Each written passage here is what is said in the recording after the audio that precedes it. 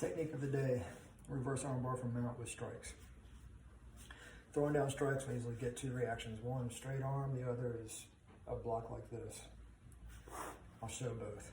First one, throwing strikes, I get straight arms. When I get ready with my left, I'm gonna come down, I'm gonna attack this arm. So I'm gonna go to the wrist and the inside of his elbow, I'm gonna push down using my body weight. I'm not just gonna try to push with my arms, okay? I gotta use my body weight and fall on the arm. Okay, so one thumbless grip on the wrist, one thumbless grip on the inside of the elbow. I'm gonna fall down and put my elbow in between his ear and his shoulder. Here. From here, I'm gonna take the hand that was controlling the elbow, go underneath his arm, and grab my own wrist. Both thumbless grips. So I'm not grabbing like I would a baseball bat, okay? It's like monkey palms. So here and here. Okay, from here, in a combat situation, I'm gonna put my head down.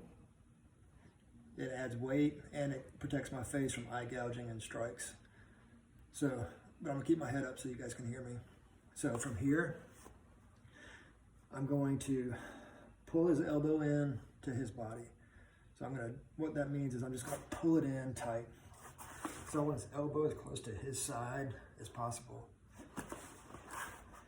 Pull it in tight. I'm going to lift his elbow, which means my elbow's gonna come off the mat to make this happen. Lift his elbow, and I'm gonna drive his hand down towards my knee or his feet or his side, however you want to think about it. I want to take his hand and bring it down south. So if his head is north, legs are south. Let's look at it that way. Also, one of the key details is I want to keep all of his knuckles on the mat. Okay? I want to keep all of his knuckles on the mat so his elbow comes up and the top of his hand stays on the mat, and it drives or paints the floor all the way down to my knee. South, okay? So again, throwing punches with a swiping motion. I'm coming up and using my body weight, pushing his arm down, okay? At the same time, my elbow drops right into the elbow notch, okay? We'll call the elbow notch the space between his ear and his shoulder, like the bottom of his neck. Somewhere in here, okay? From here, the hand that was controlling his elbow comes off. I keep my palm on the mat, and I'm gonna go under the arm and grab my own wrist. Thumbless grips, both of them, on his wrist and mine. Head down to protect myself from eye gouging, fish hooks, and punches. I'm gonna pull his elbow into his body.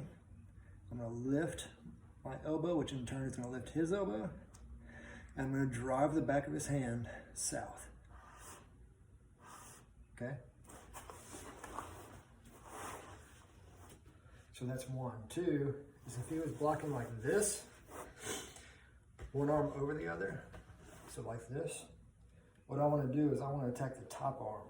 Okay, so if his right arm was over his left, I want to attack this arm. Or if his left was over his right, I'd be attacking this arm. Okay, so we'll say he's left over right in this case, or right over left from your angle.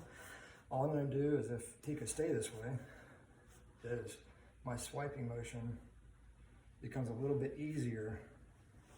So I'm attacking the top arm, the one closest to the top of his head, and push down.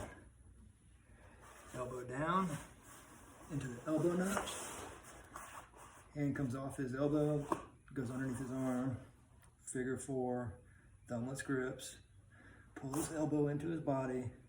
My head down. Lift his elbow.